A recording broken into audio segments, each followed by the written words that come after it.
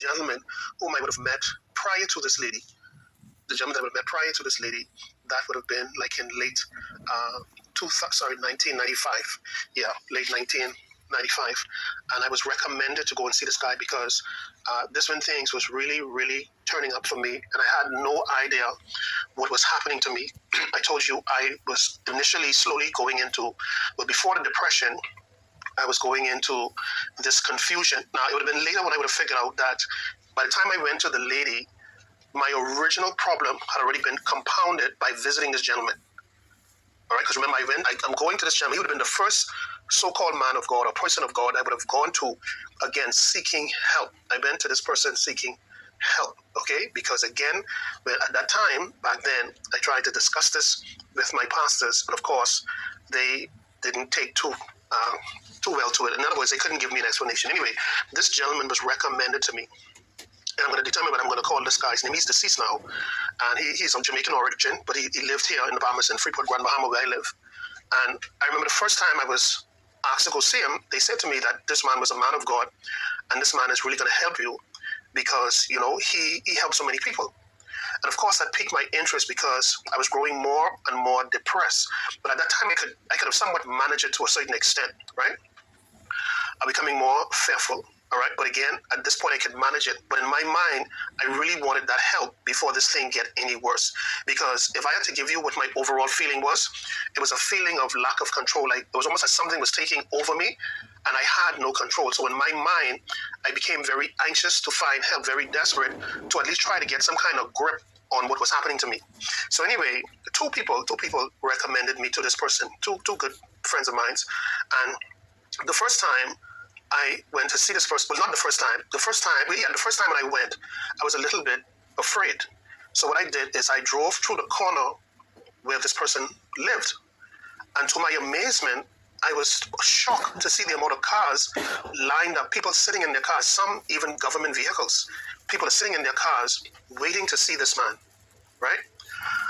So anyway, I kind of, felt a little weird because again, weird in the sense that, how am I going to explain this to this guy when I would have shared this with my religious leaders and they kind of look at me side-eyeing. So anyway, I waited about a week later. And the reason why I went was because, again, this thing that was on me that I couldn't see was becoming increasingly taking more control of my life. I couldn't sleep. I would, every time I tried to doze off, something would wake me. But again, it wasn't as bad as I'm about to tell you after my encounter. So anyway, I finally, about a week and a half later, I went to visit this guy. Anyway, I finally got in there.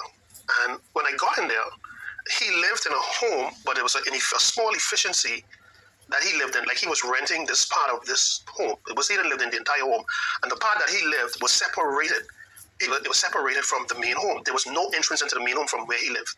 So immediately when you walked into his little part there, everything was so narrow and small. So when you walked in, the first thing you would see is this tall bureau.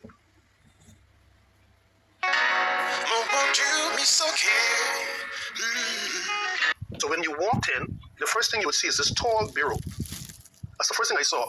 And on this tall bureau, I don't know if you guys, Caribbean people might be more familiar with what I'm about to say next, but back in the day, we would have the family Bible, the big white Bible with the nice little Jesus and the Last Supper with the disciples on front of it. And in the Bible, you put dates such as dates family members were married, dates when they died, and so on and so forth. Well, he had this Bible on top of this tall bureau.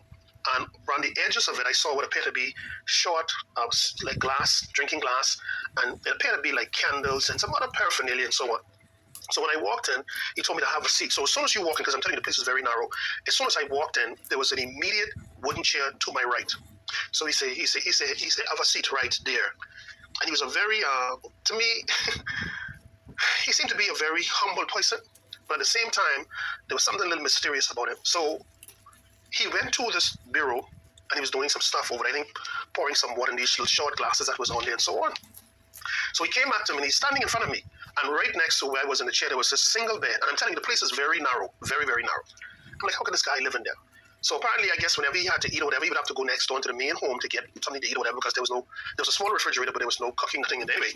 So he asked me, what is it that I want? So I said, sir, I don't know what's happening to me. And I say, just some strange stuff. So he said, take me back from the beginning. And he's looking at me very intensely. while I'm telling him my story, I said, all of a sudden, I was becoming confused and very forgetful and, feeling a little fearful every now and again. I said, but the part about it, sir, I've never had these things in my life. And it was so strange that these things would happen to me. So he put his hand on this chin and he did like this. Remember, this is a Christian man. This is a prophet. That's what he was. He was a prophet. So he said, I see. So he said, let me pray for you, man. You need prayer. Let me pray for you and let me see what the Lord see. So I'm thinking now he's coming to me to put his hand on me to pray, right? He turns around. He goes back to the counter. And remember I told you he was over there earlier pouring what seemed to be some liquid in the short cup. He comes back with the short cup, and if I can recall correctly, he places the short cup right on my head, and he began to pray. However, even though he's praying, what he's praying is in English. Again, the only thing I'm thinking, while I'm thinking this is strange, my main concern here, and this is what desperation does to you, my main concern was, this man is going to help me. This man is going to take these. He's a man of God. He's going to cry out to God, and him and God can shut this stuff down. So that's what I'm thinking. So after he got through praying, he didn't move this little thing immediately. He started talking, but he wasn't talking to me, and only him and I was in this place. So I'd say about 30 to 45 seconds, he removed this little glass with water in it, and he put it back to this neatly bureau with his Bible and other stuff around it. And he said, man, so there's a girl you're dating. Her family don't feel like you.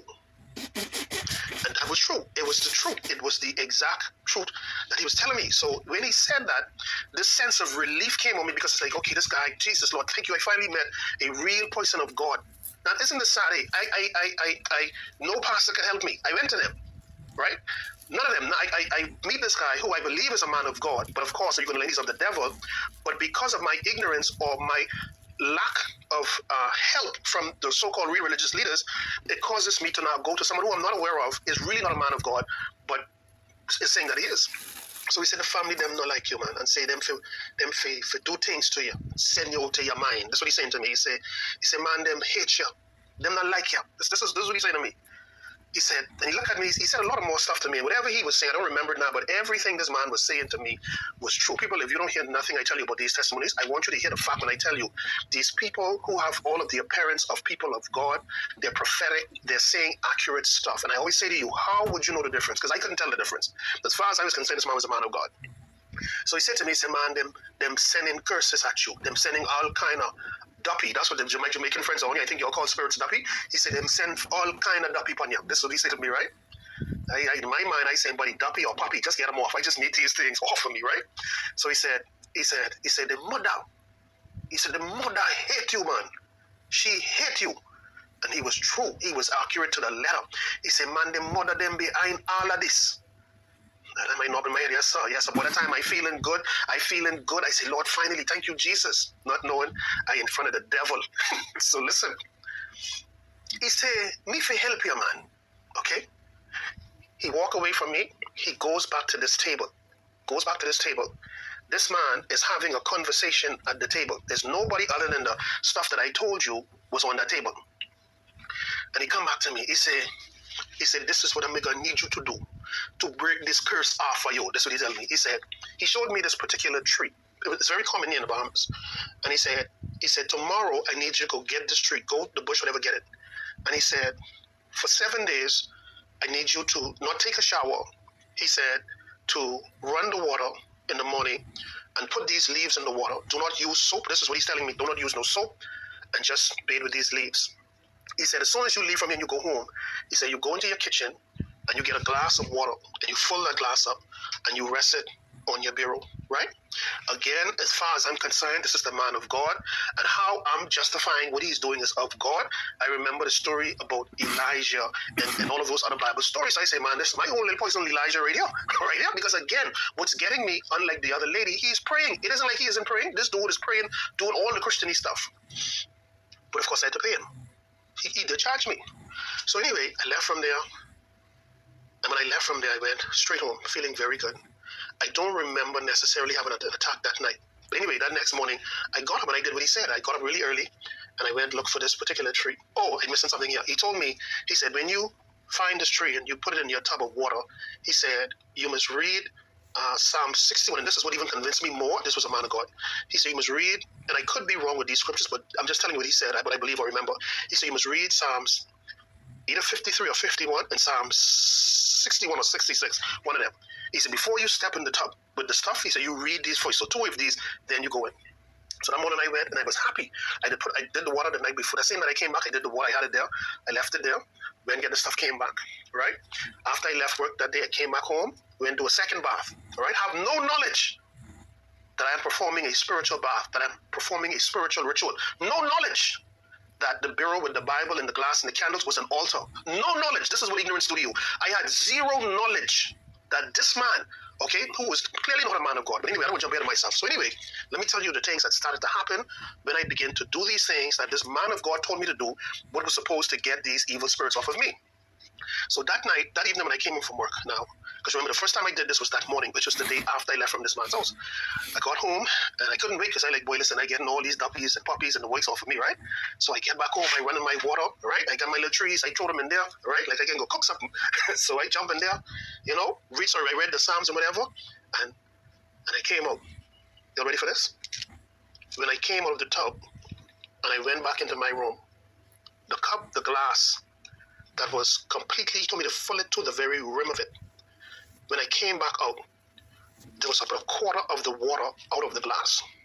In hindsight, what I didn't know, that was the sign that the spirits had arrived. I want you to please listen to what I have to say to you. Somebody need to hear this testimony because you have no idea what you are calling a prophet or a prophetess. Who and what has spoken something of your life, give you some red cloth, give you some oil. All they're doing is initiating you. Once the agreement has been made based on what they told you to do and you did it, you are inviting the spirits. I knew none of this. The first thing that began to happen to me, the first thing, I'll never forget it. That night, after I took a bath and everything that evening, all right, went watch some TV and so on, I went, had some sleep, and I didn't really feel nothing strange like how I used to feel, but still a little fearful or whatever, but nothing deep. Next day I get up, I go do this thing again. Now I leave and dress for work, going outside, and the minute I walk outside, it's like I walk into this big ball of web, spider web, cobwebs, but there's no web there. And I'm literally doing all of this, like how you pull up, but there is absolutely no web here in sight. I said, it's strange, I never had this before. I go to work, do my work, I come back home. When I come back home, and at the time, here in the Bahamas, time change, November and April and so on. During that time, it used to get kind of dark in the evening time, Eastern, whatever time it was, anyway. And when I came out of my car, I felt as if something or someone was following me, right? So anyway, I try to brush it off from my mind. So I walk towards my front door, put in my key, and the minute I open that door, my hair began to rise. The gripping, it was like something horrible was in this house. So anyway, I try to say, like, this is just my mind. This is just my mind. I get inside, all right? And when I get to the room, the glass of water that this guy told me to put in, and I told you had like a quarter already gone out of it, but this thing was almost empty. Remember, only me live in this house. Nobody else live in this house, just Kevin Ewing, and I'm following what is seemingly the prophetic word from the prophet. He telling me what, because so far what he said to me was true. So I was eager to do it because this man prayed for me, unlike the woman. He prayed for me, he did all of that. He prayed for me, and then he told me to read the scriptures. So I have no reason to think that this man is of Satan or wicked or whatever. Buddy, look here.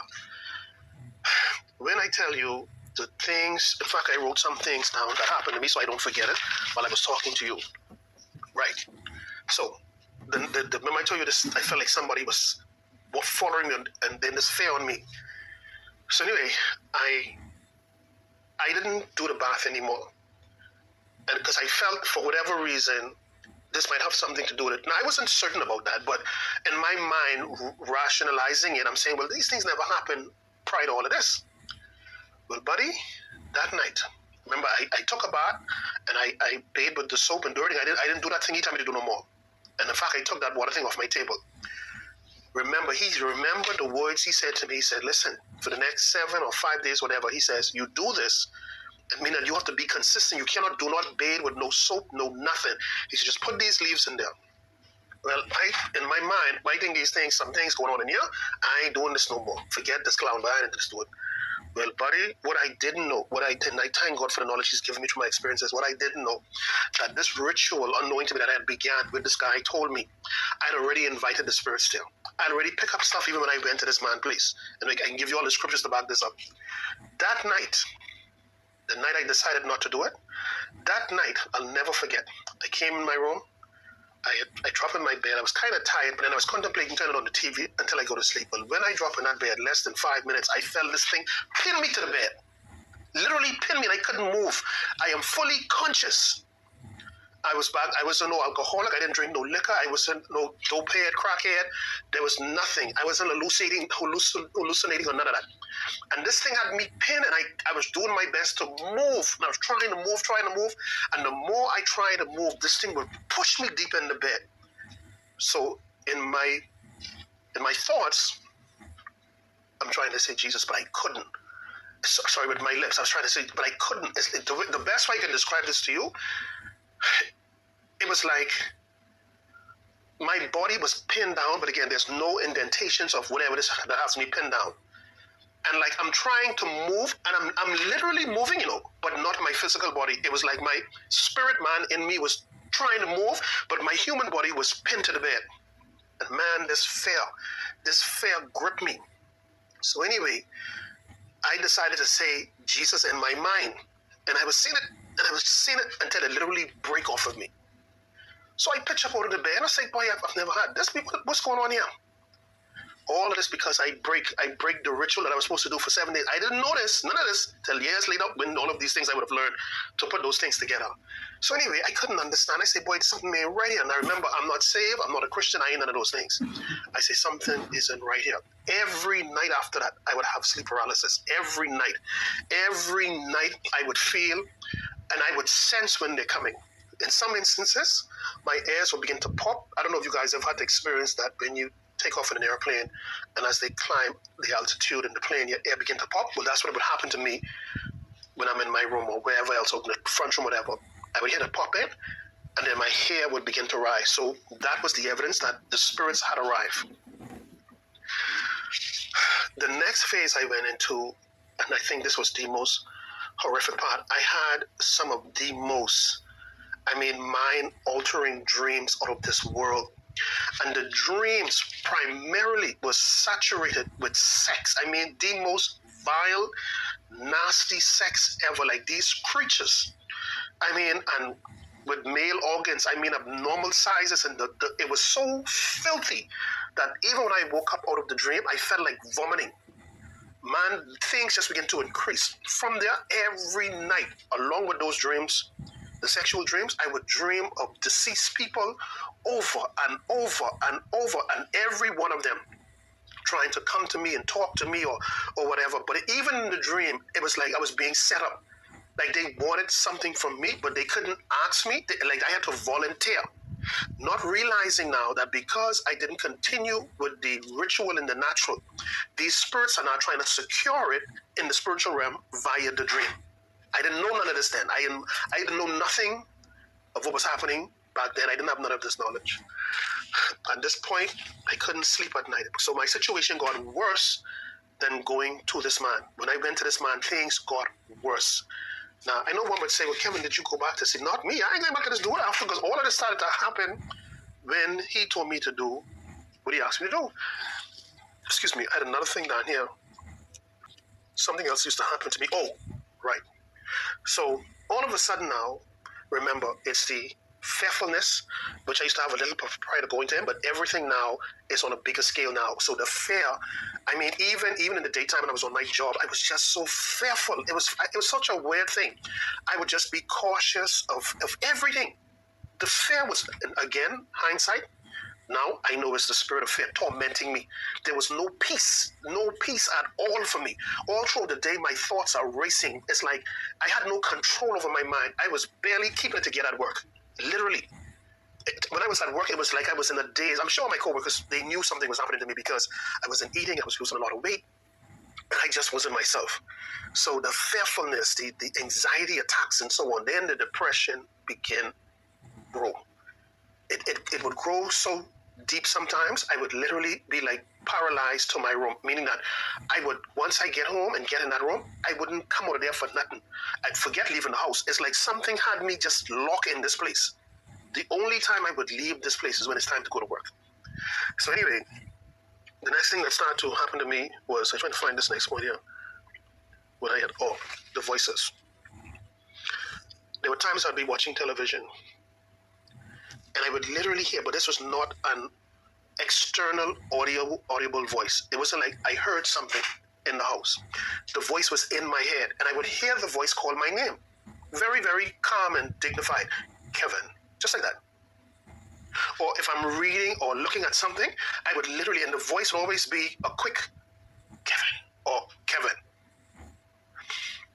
Again, I'm trying my best just to comfort myself to discount these things. I say, no.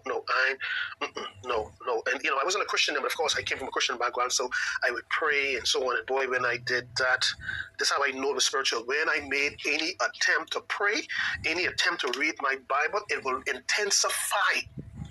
It would literally intensify.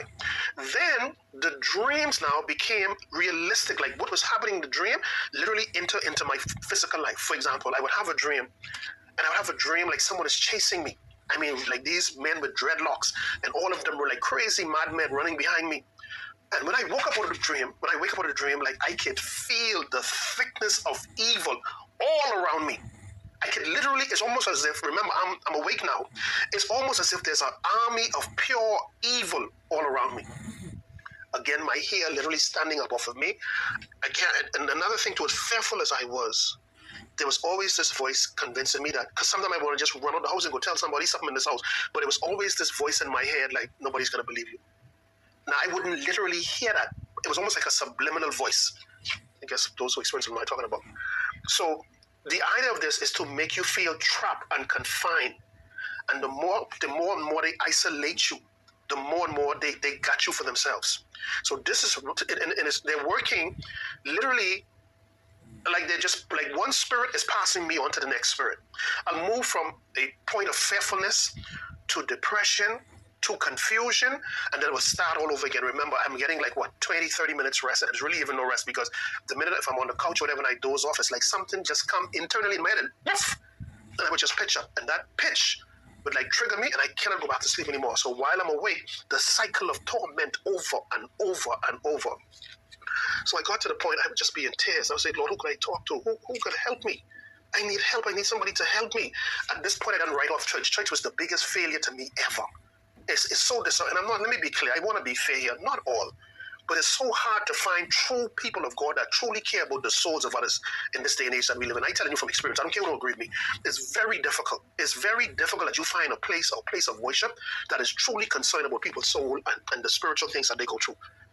But anyway, things got worse. I never shared it with my co-workers. I never shared it with anybody. And things was getting worse and worse. And so this is when Mommy had told me about this lady up from me who's a prophet and so on, okay? And that's the lady who I end up going to. Now, I said all of that now. Now I want to give you the scriptures to support what I said, and I'm going to come back to the story, okay, to give you some more little details. But I don't want to go too far ahead of myself because I want to show you the biblical principles, right? Now let's go back to the beginning of the story. Remember what I told you when I got in there? It was a very, very narrow place. And the first thing that you would see is a tall bureau with all of these items on there, some artwork, figurines, some candles. And I can distinctively remember these short glass. They almost look like, those shots that you take like that, but a little bit taller, just slightly taller. And in hindsight, I realized that was an altar. That was an altar. Remember I told you, before he spoke to me, he went over to this altar. And this man poured this liquid into this little short cup. And he began to pray or talk to whatever he did. In hindsight now, I didn't realize this man is about to initiate me to this altar. The spirits are going to consult with him as familiar spirits to tell him the things that's happening in my life, okay? Which most of it was true, all of it actually, which will convince me. So therefore, when he said, let me pray for you, and he put the glass on my head, I'm not going to refuse that, because what he said, this man is a man of God.